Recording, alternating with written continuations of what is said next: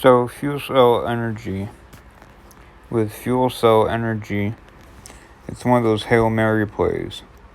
If you look back in 1998, it was at $5,512.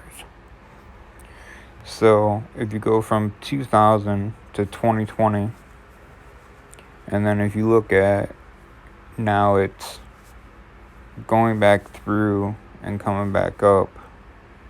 If they were to get back to full potential on a Hail Mary play by 2045, given 20 years, and with today's technology, if they could bring it up to date within 10 by 2035, you could yield some pretty good returns.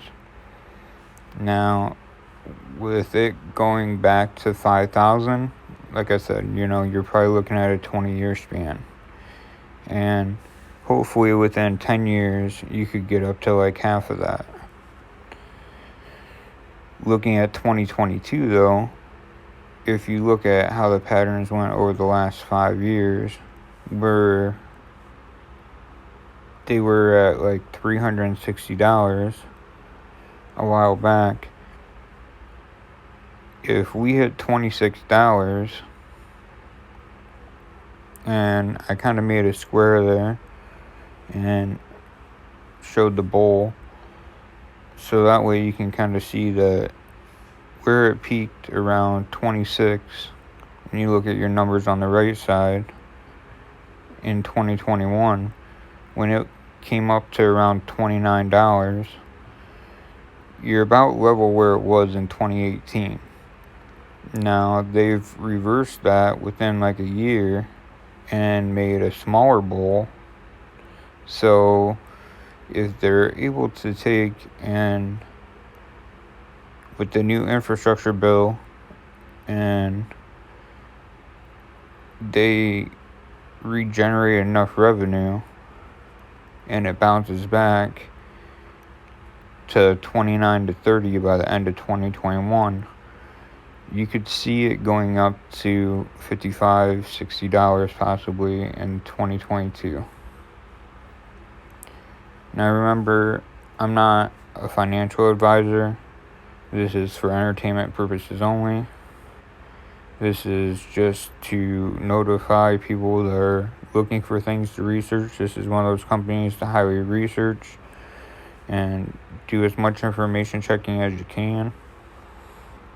But with this, it's a very interesting one that has a lot of upside potential. It was founded in 1969. Its headquarters is in Danbury, Connecticut. So if you go 1969 and you think that it's been in service for as long as it has, and it survived the pandemic and went through the pandemic, and now it's back in another rebound stage, that it's possible that if from 1969 to 1998 it spent 30 years to get up to 5,500, that you hope that with today's technology in the next 15-20 years it could get back to its peak source. Now, for that to happen, you have to look at where its earnings are, and as its earnings have went through, its expected next earnings on 9/9, and I expect that for Q3 and when it reports to Q4, that those will continue to raise and get higher, and you won't see them dip down lower than where they already are at this threshold.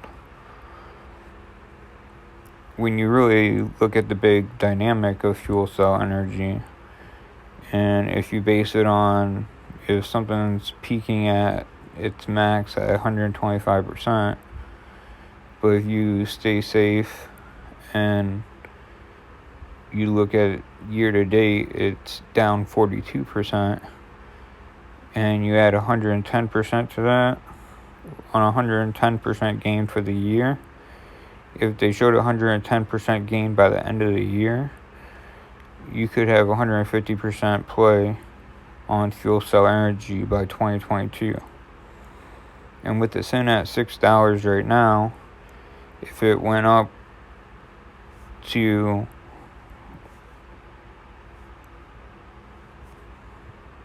right here, so in 1 year, it took in 2021, they were showing 116% gain. So it could get back up to that $26 range, $29 range. And with it sitting at 614, if you look at a load zone where it's at right now, now's the time to load up. A week ago it was at 752. So between $6 and $750 right now, if you load it up, you could have a 4 times play on this by the end of 2021 possibly, if it got back to the numbers that it was at before. So with this one thing to look at is that it does not have a dividend yield and does not pay dividends out. Where in the future, if they get their revenue to a position, they may end up having dividends, and that would be another plus side in the future that would add on to this. So that safe buy zone, looking at August 10th, you can see where it was at $7.50 and it's came down. So I would expect this stock to rise for the expected earnings of September back up to the area where it would be around, the $9 range at least. And if it pushes up to like $12, you'll probably see it go through another phase where you could buy in between 9 and 12, and then it will probably shoot up from there. And like I said, by 2022, you'd want to think that where it hit in 2021, that by 2022 you're going to see a higher rise, and that's where you could see it around probably in February of 2022 to March of 2022. It may possibly get up to that point where it's at like $40 a share, which would give you an 8 times return if it got up towards the $50 mark. This is another graph then that shows you on a 5-year where they were going back in 2017.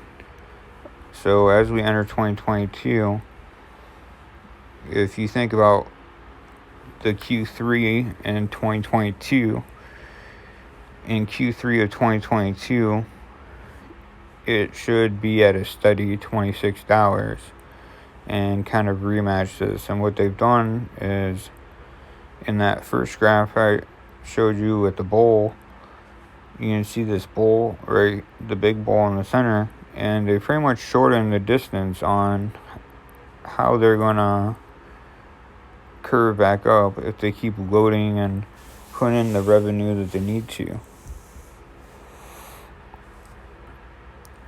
And that takes you to a 10-year where, at least in 10 years, you could say on a safe side that the stock may be at $365. If it can get back up to a 10-year, $365 in the future, and this was in 2014, and it's 2021. So that was 7 years ago. So possibly by 2028, if you could see this stock get back up around $365 by 2028, and then continue to rise back up again, you could have that $365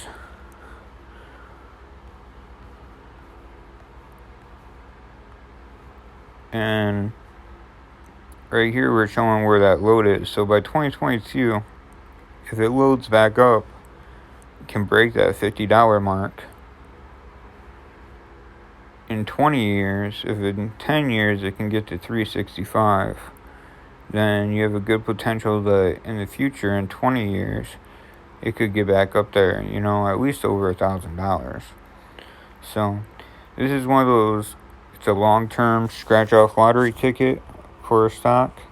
But if you're looking for where you're investing in a lottery ticket that you could scratch and it might give you some good payouts, I think on a 20-year gain, if you're young and you have time to invest and wait and see something come to fruition, this would be one of those stocks. Remember, I'm not a stock advisor.